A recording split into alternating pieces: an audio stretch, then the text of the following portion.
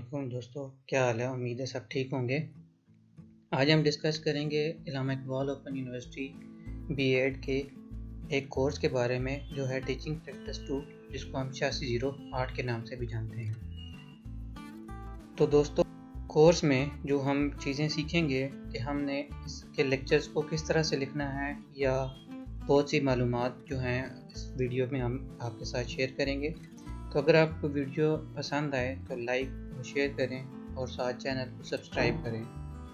तो चलते हैं मज़ीद। दोस्तों, इस वीडियो में हम सबसे पहले मास डिस्ट्रीब्यूशन के बारे में करेंगे कि इसके कोर्स की मास डिस्ट्रीब्यूशन किस तरह की होती है, और इसके बारे में हम ये जानेंगे कि इसमें लिखना किस तरह से है, हमने क्या चीज़ लिखनी है, उसके बारे में कुछ आपको ट्यूटर या आपके सुपरवाइज़र के बारे में बताया जाएगा कि वो आपको किस तरह का टास्क दे सकते हैं।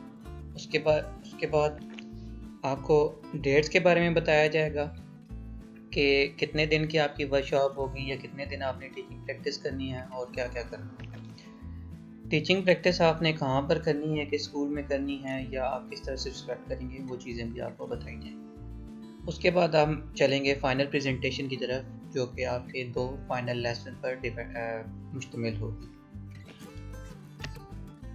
सबसे पहले हम बात करते हैं मास डिस्ट्रीब्यूशन की। दोस्तों, मास डिस्ट्रीब्यूशन में हमारे पास 2 तरह के ग्रुप्स आ जाते हैं।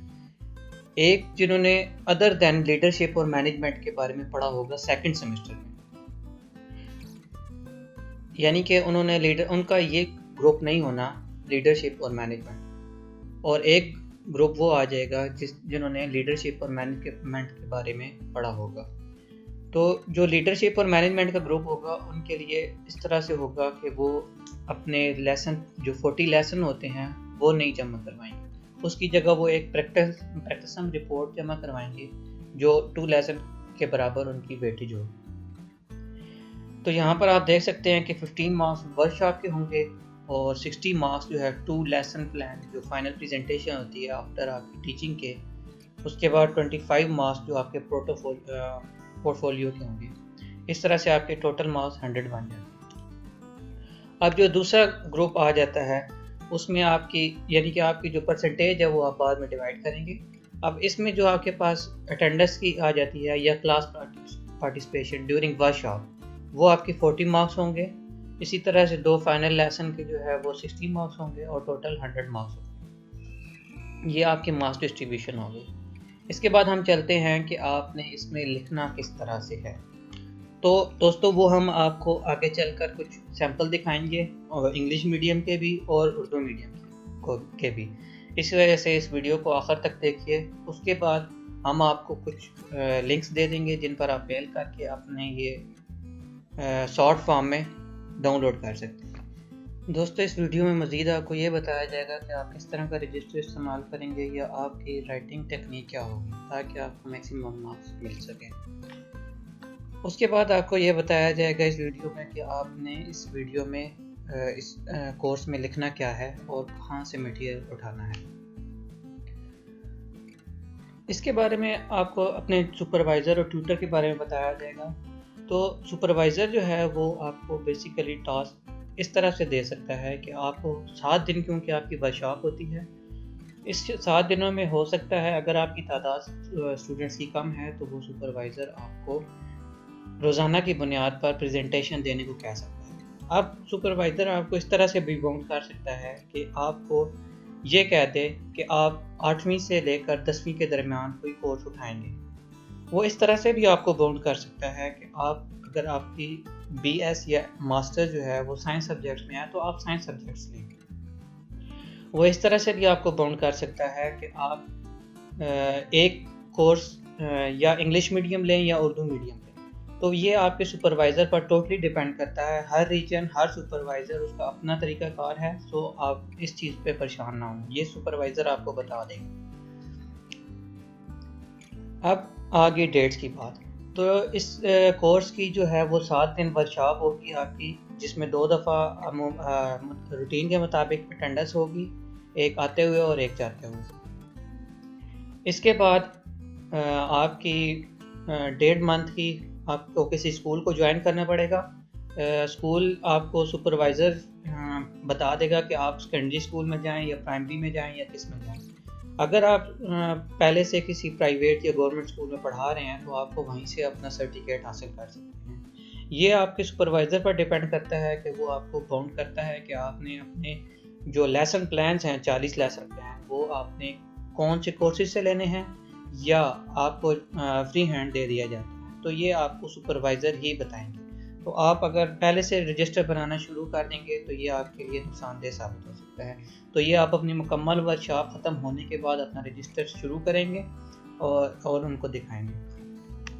اس کے بعد آ جاتا ہے کہ آپ نے کس اسکول میں جانا ہے۔ تو جیسے میں پہلے آپ کو بتا چکا ہوں کہ اسکول آپ کو سپروائزر بتا دے گا کہ آپ سیکنڈری اسکول میں جائیں یا پرائمری اسکول میں جائیں یا مڈل میں جائیں۔ تو زیادہ تر اسی طرح سے ہوتا ہے کہ آپ اگر کسی اسکول میں پہلے سے پڑھا رہے ہیں تو آپ کو وہیں سے سرٹیفکیٹ لینے کی اجازت ہوتی ہے۔ اس کی بک لیٹ آپ نے کہیں جمع نہیں کروانی، صرف آپ نے ایک سرٹیفکیٹ اسکول سے بنوانا ہے، اور سرٹیفکیٹ ضروری نہیں ہے کہ آپ لیٹر پیڈ پہ بنائیں، سمپل کاغذ پہ آپ کمپیوٹرائز بنوائیں گے تو زیادہ بہتر ہے۔ کمپیوٹرائز بنوا کر اس پہ آپ کی ہیڈ کی اسٹیمپ لگ جائے گی۔ تو اگر لیٹر پیڈ نہ ہو اسکول کا تو کوئی اتنا بڑا ایشو نہیں ہے۔ تیسری بات یہ ہے کہ آپ اگر کسی اسکول میں بھی نہیں پڑھا رہے اور آپ کو مشکل پیش آ رہی ہے کہ کس اسکول میں آپ کو کوئی رکھے گا یا نہیں رکھے گا، تو آپ کا ٹیوٹر یا سپروائزر جو ہے وہ ایک لیٹر ایشو کر دے گا ریجنل آفس کی طرف سے۔ وہ آپ کسی بھی اسکول میں جا کر دکھائیں گے تو وہ آپ کو نان سیلری بیس پر آپ کو 1.5 منتھ کے لیے اپنے اسکول میں ہائر کر لیں گے۔ اب آ جاتی ہے بات فائنل پریزنٹیشن کی۔ تو دوستو فائنل پریزنٹیشن میں آپ کو 2 لیسن پریزنٹ کرنے ہوں گے۔ یہ 2 لیسن ان 40 لیسن میں سے ہی ہوں گے جو آپ نے فائنلی پریزنٹ کرنے ہوں گے۔ ان فائنل لیسن میں آپ کو اپنی زیادہ سے زیادہ محنت کرنی ہے اور آپ ایسے ٹاپک سلیکٹ کریں کہ جو آپ جس کے اوپر آپ کم سے کم آدھا گھنٹہ بات کر سکیں یا اس کو پریزنٹ کر سکیں۔ اس میں آپ کی ایکٹیویٹی، آپ کی پریزنٹیشن اور آپ کے جو فائل ہوگی، اس کے علاوہ آپ کے ماڈل یا چارٹ، ان سب کی علیحدہ علیحدہ نمبرنگ ہوگی۔ اس وجہ سے جتنا آپ محنت کر سکتے ہیں اتنے آپ کو اچھے نمبر ملیں گے۔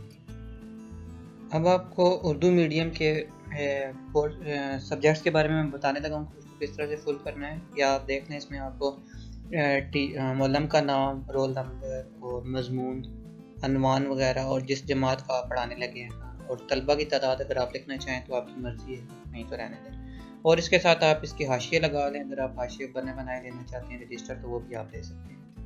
اب دیکھیں اس میں تدریسی معاونات آ گئی، یعنی وہ چیزیں جو ایک ٹیچر کو ایک کلاس کو پڑھانے کے لیے ضرورت ہوتی ہیں، جیسے ڈسٹر، چاک، وائٹ بورڈ وغیرہ، یہ ساری چیزیں جو بھی، بک، پینسل، ہر چیز اگر آپ ایکٹیویٹی کرا رہے ہیں اور اس میں جو چیزیں شامل ہیں وہ بھی اس کے۔ اس کے بعد آپ کے پاس آ جاتے ہیں عمومی مقاصد۔ اس میں آپ 3 سے لے کر 4 تک کوئی عمومی مقاصد لکھ سکتے ہیں، یہ بک میں بھی دیے ہوتے ہیں۔ اس کے بعد اس ٹاپک سے ریلیٹڈ خصوصی مقاصد آ جائیں گے کہ بچے کیا سیکھیں گے اس ٹاپک کو پڑھانے کے بعد۔